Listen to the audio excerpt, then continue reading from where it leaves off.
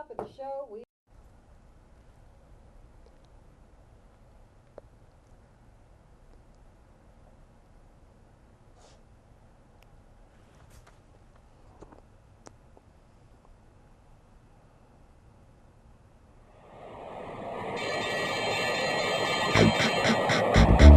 X equals Y, the return is true. Financial advice made for you. Money in your wallet you can take to the bank. See the market climb with your credit rate.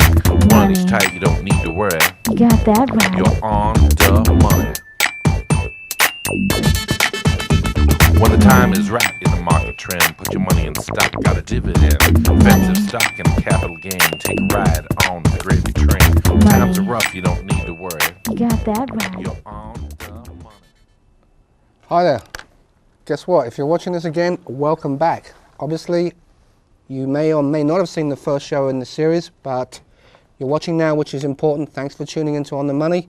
I'm Aidan Doyle, and we're going to try to do what the show sets out to do, which is give you financial commentary with a twist.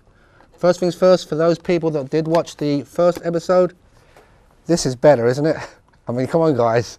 I got a little bit of stick about the first episode, particularly regarding my hair, which anyone who's done any TV work will know the studio lights will bake you, and my perm was starting to lose its little, finesse, and basically, this is pitiful, but I'll admit it.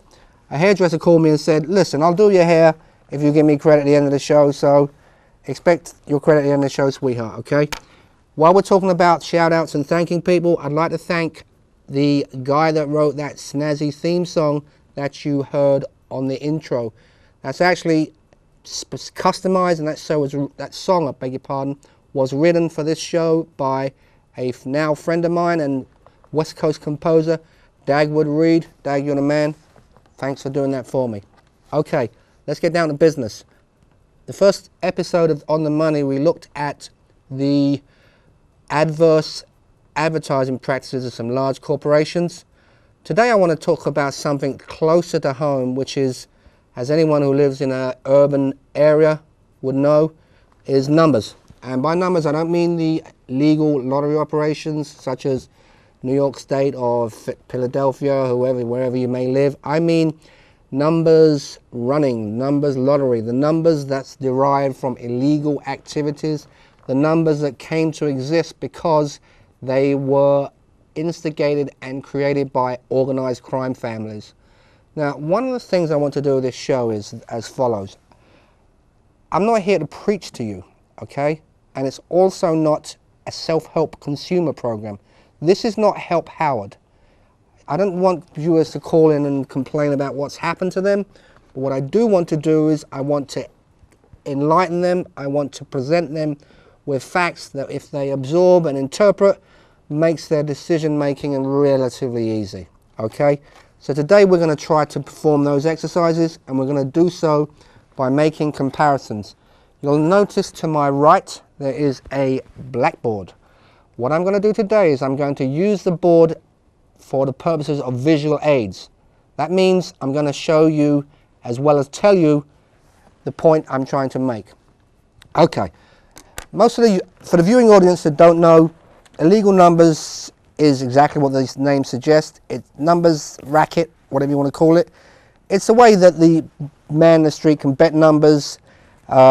It's illegal. There's no tax implications, obviously, and it's a bad idea. And when I say that, people will say, well, that's my choice. But I'm going to illustrate for you in very simple terms why it doesn't make any financial or, for that matter, moral sense. So give me a second and I'll show you why, okay?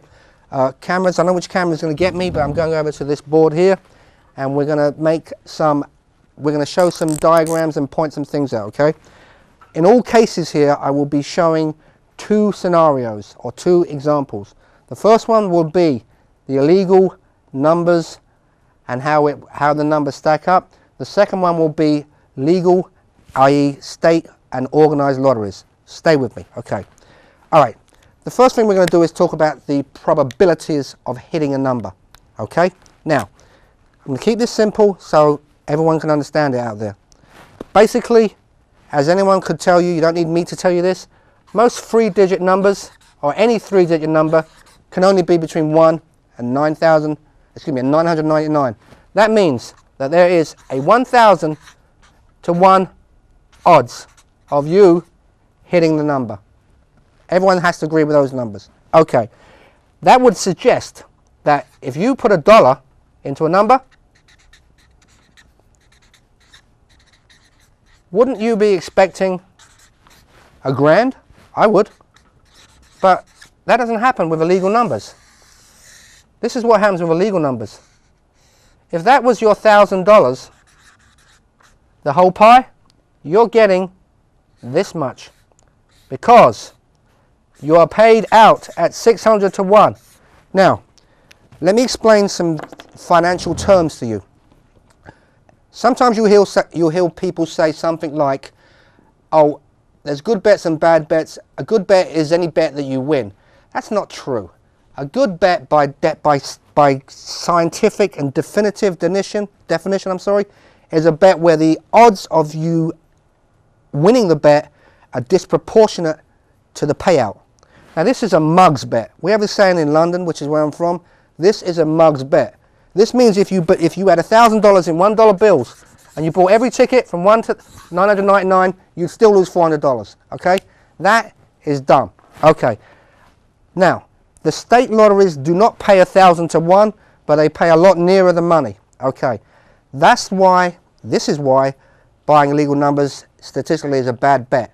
Now, I'm going to move on from the numbers to bigger and better issues. In fact, more socially relevant. Stay with me and make sure make sure you're getting these diagrams, because it's a real simple way of explaining. Once again, we will be making